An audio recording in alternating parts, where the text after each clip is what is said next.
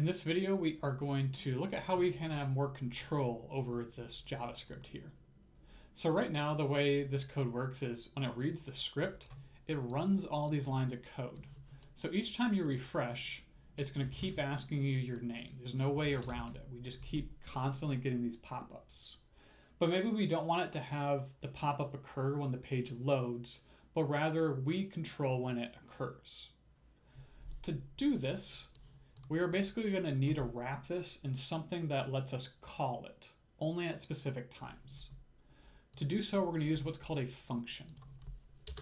I'm going to create some space here, write function, and then you create a name for your function. I'm going to just call it ask user for name. A little bit wordy, but it kind of describes what we're doing. We usually do lowercase and then our camel casing for the following words. So function, the name of the function, and parentheses.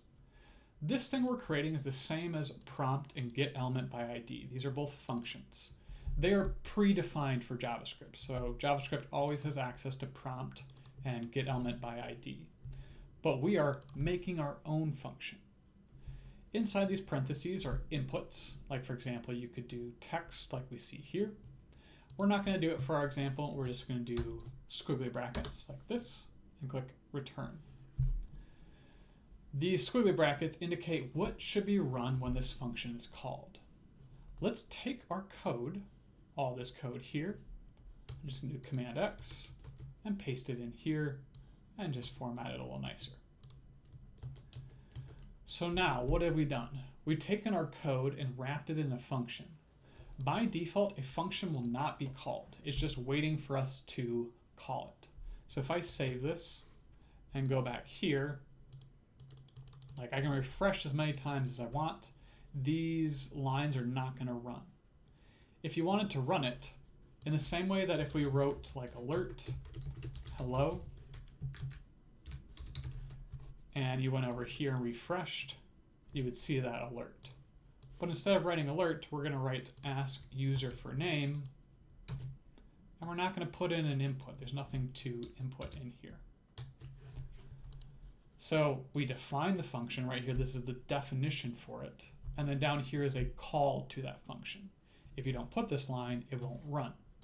So if I go over here and click refresh, now we see the function start to work, and it's going to replace that header. Okay. But now we just kind of accomplished the same thing. It's just happening when it's loading again. So let's remove that. Now here's where we can take advantage of the functions. We're not going to have a call to the function in the JavaScript file. We're just going to have the definition here. Instead, we're going to go over here, and we're going to use a tag called a button. The button can have a description of what you want to have appear. I'm just going to write click me. I'll save this. I will refresh it. And you can have fun clicking it, but it's not going to do anything until we tell it to do something. So we want it to run the function we just made. So let's do that. We want to call this function. To do so, you could, inside the button tag, write onClick. And then inside onClick, you basically run JavaScript. If I wrote alert, parentheses, now I have to write what I need to alert. It's wrapped in these quotations, so I'm going to use single quotes here and write hello. If I go over here and refresh and click me, now it says hello. And notice we have control over when that occurs. If I click it now, it shows up. It's not by default going to show. It's only when the user chooses to click on the button.